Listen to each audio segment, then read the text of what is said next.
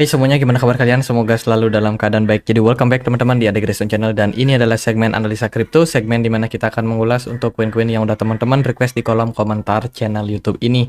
Thank you banget, udah banyak sekali requestan yang masuk, dan tentunya aku harus selektif, harus milih-milih juga teman-teman, mana yang layak untuk dibahas, mana yang enggak.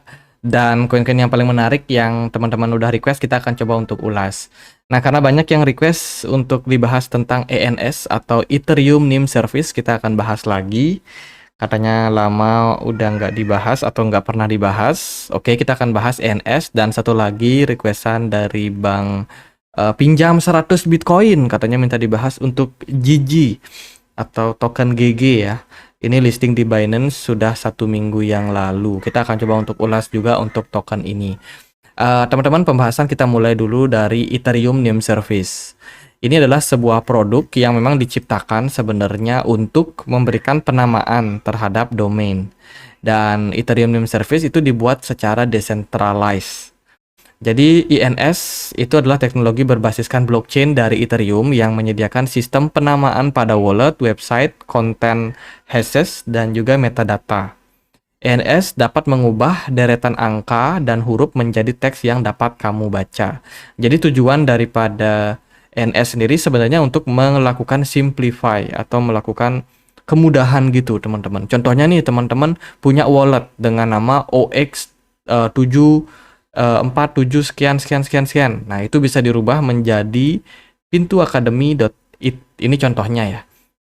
Jadi bisa dirubah menjadi teks, sehingga itu akan lebih mudah bagi kita nih untuk mengingat teman-teman. Karena kita nggak mungkin ingat dengan kode-kode yang panjang itu. Ya sulit lah teman-teman, nggak semua orang punya kemampuan jenius seperti itu.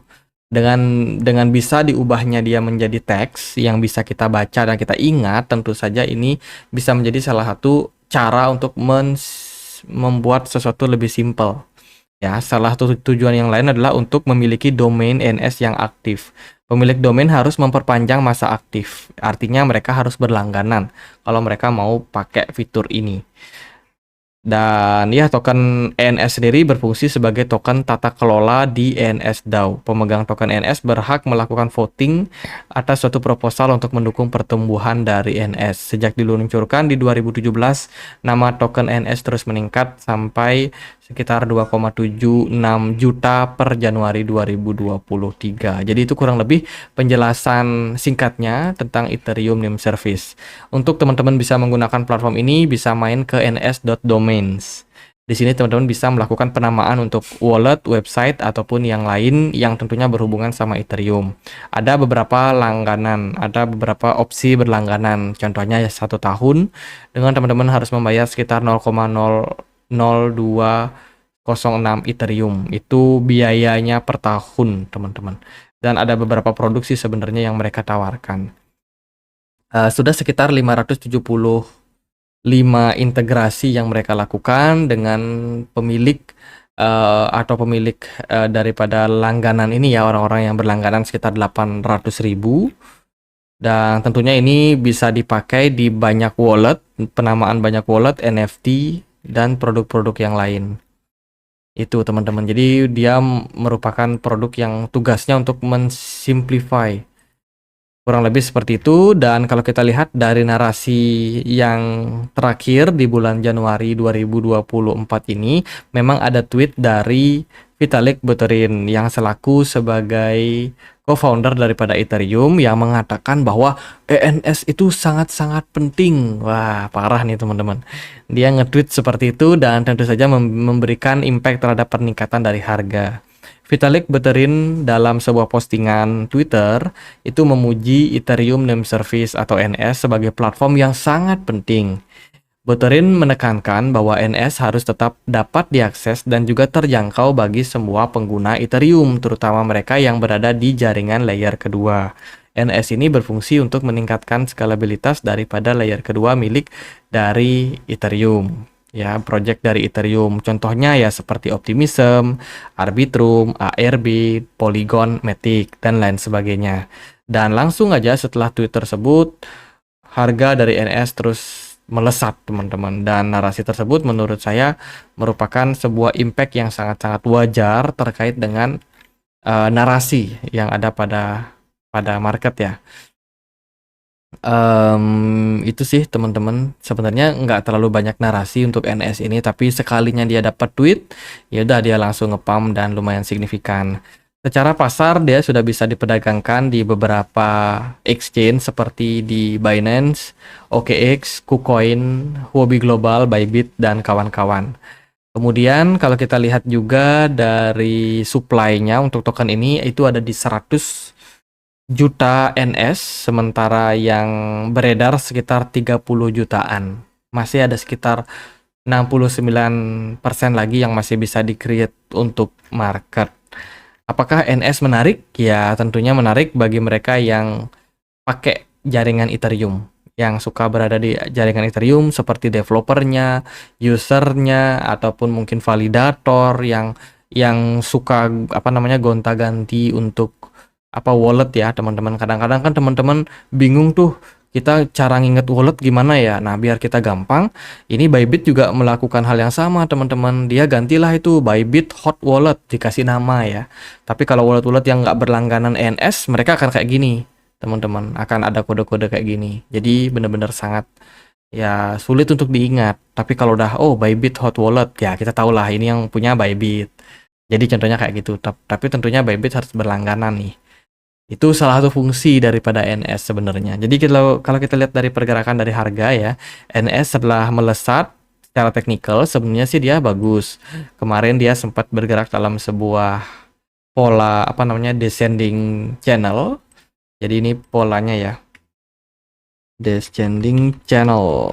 Oke, patternnya kurang lebih kayak gini. Sorry, ini bukan channel. Channel. Nah, kayak gini teman-teman.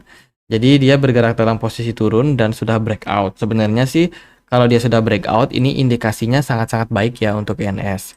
Cuma kalau dilihat dari posisi sekarang, tampaknya akan ada koreksi dulu dalam jangka waktu pendek.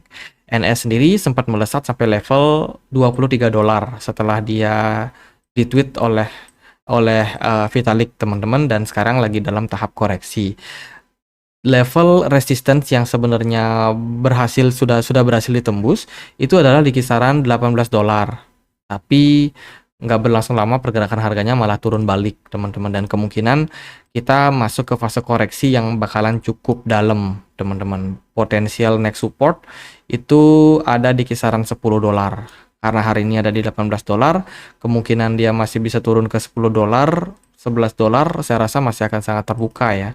Jadi buat NS itu potensial jangka menengah lah teman-teman. Dari segi volume perdagangan kemarin meningkat tajam di kisaran puncaknya ya di kisaran 10 Januari kemarin.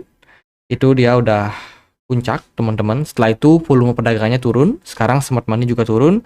Indikasi dari MACD juga turun karena histobarnya cenderung merah. Jadi untuk sekarang NS sudah masuk ke tahap koreksi. Target saya back to 10 dollar teman-teman. Apakah bisa? Ya mungkin aja. Kalau tren bearishnya cukup ideal ya. Dari segi pergerakan Bitcoin juga, Bitcoin cenderung masih sideways, masih struggle lah teman-teman. Kemudian BTC dominance juga sometimes ada peningkatan, sehingga ini akan menekan untuk altcoin. Jadi untuk NS saya rasa itu mungkin dia akan sedikit ada kenaikan dulu, ya kan, turun lagi, naik dikit, turun lagi. Jadi seperti itu ya pergerakan dari market. Makanya harus waspada buat teman-teman yang trading. Untuk saat ini ya menurut saya ini masih dalam tren yang korektif lah teman-teman untuk NS. Itu bagi teman-teman yang mungkin mau masuk, tunggu aja di level-level yang ideal. Ingat NS ini jarang banget dapat narasi. Tapi sekalinya dapat narasi ya pergerakannya langsung signifikan.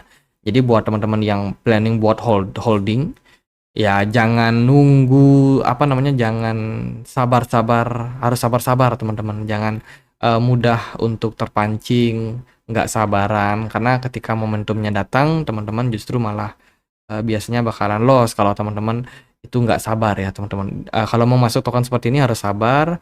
Dia nggak terlalu banyak narasi, jadi kalau teman-teman nunggu wah koin yang cepat ngepam atau yang gimana-gimana, yang cepat, yang asik buat di tradingin, saya rasa NS lebih kayak ya momentum lah teman-teman, lebih kayak momentum trading aja buat yang cocok ya.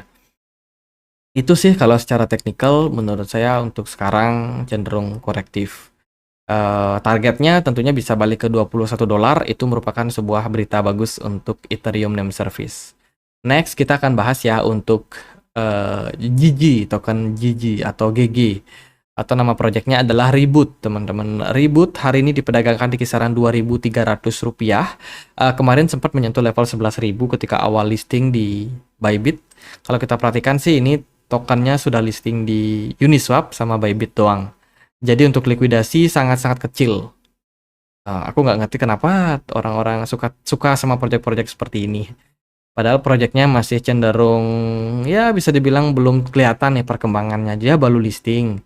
Oke, teman-teman. Tapi kan kita nggak tahu track recordnya, teman-teman. Kalau saya pribadi ya, itu lebih pilih-pilih, teman-teman. Lebih pilih-pilih untuk beli koin. Apalagi belakangan kan memang cukup banyak koin-koin scam. Koin-koin meme yang baru listing langsung harganya melesat ya. Memang menguntungkan untuk beberapa orang yang beruntung, tapi itu merugikan bagi banyak orang yang mungkin nggak seberuntung orang-orang yang beruntung tersebut. Kalau kita perhatikan, ini project bergerak di Arbitrum, dia bisa dilacak di Arbitscan, ya teman-teman. Cuman kita nggak bisa untuk dapat detail resminya tentang kepemilikan dari token tersebut. Overall sih data-data transaksi kita masih bisa lihat, ada transaksi yang memang terjadi terus secara berkala, teman-teman. Dia didominasi oleh beberapa pemilik token besar, seperti wallet yang ini, itu punya sekitar 21% atau sekitar 7,6 juta token dari GG ini. By the way, maksimumnya dia ada di 1 miliar, sangat-sangat banyak. Ya, 7 juta udah dipegang oleh wallet tersebut, sisanya terdistribusi di beberapa wallet yang lain. Bybit juga pegang cukup banyak, 18%. Terus kontrak yang ini juga punya kepemilikan sampai 16%. Ini juga punya kepemilikan sampai 10%. Jadi intinya mereka dikuasai oleh beberapa whales saja. Otomatis kalau wheels-nya udah jualan ya siap-siap harganya nyungsep, teman-teman. Jadi memang nggak terlalu terdistribusi dengan baik menurut saya untuk token-token seperti ini. Kemudian kalau teman-teman perhatikan dari gamenya ya, gamenya kayak gini teman-teman. Wah, ini battle teman-teman. Wah, ini permainan tipe apa ya namanya? Mungkin RPG ya, role playing game gitu, dengan mode turn based. Kalau teman-teman yang mungkin pencinta gaming mungkin bisa ngasih aku apa namanya, tipe ini game tipenya apa gitu. Ya itu sih beberapa game yang mereka bikin. Ini sisanya mereka belum selesai.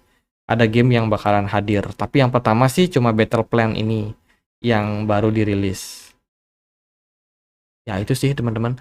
Menarik apa enggak ya, saya sendiri nggak tahu teman-teman, karena saya belum coba untuk permainannya ya. Mungkin kalau kita coba, kita harus koneksikan wallet dulu dengan wallet MetaMask, atau mungkin ini ada Uniswap sama Bybit. Itu sih teman-teman.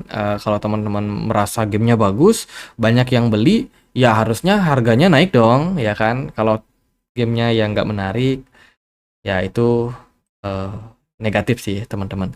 Di Twitter sendiri, Reboot sendiri itu aktif, cuman dia nggak bikin postingan-postingan, dia cuma nge-retweet dari Steve. Ini akun kreator kayaknya ya, kreator dari antusias market teman-teman. Kayak mungkin dia berhubungan sama developer NFT atau developer game. Nah itu dia ngasih semacam review terhadap gamenya. Jadi gamenya seperti ini teman-teman, pertarungan gitu ya. Itu, dan belum ada berita terbaru sih apakah bakalan di develop gamenya atau enggak, belum ada teman-teman. Jadi informasinya masih sekedar ya postingan game. Kemudian berapa jumlah orang yang main, saya sendiri juga belum dapat datanya, karena ini memang game yang masih cenderung masih sangat-sangat awal, masih sangat-sangat baru teman-teman. Untuk pasarnya nggak terlalu banyak. Menurut saya paling bagus sih kalau teman-teman mau masuk ke token-token, carilah token yang cukup aktif, terutama untuk listing di beberapa exchange. Kenapa demikian? Karena likuidasi itu sangat penting teman-teman. Kalau sebuah project likuidasinya udah kecil, rawan banget dimanipulasi. Itu udah terjadi di banyak-banyak project ya. Dan ya itu sih bagi saya untuk Reboot. Saya belum tahu kedepannya nasibnya bakalan gimana, tapi oke lah, dia udah listing, dia baru listing. Semoga kedepannya bisa ada peningkatan ya. ada peningkatan. Sementara sih dia listing itu di kisaran akhir Desember kemarin, tanggal 29 Desember dia listing. Dan selama itu harganya terus mengalami penurunan. Mungkin disebabkan karena distribusi yang terjadi pada market. Dari berita-berita, beberapa media berusaha untuk pom-pom.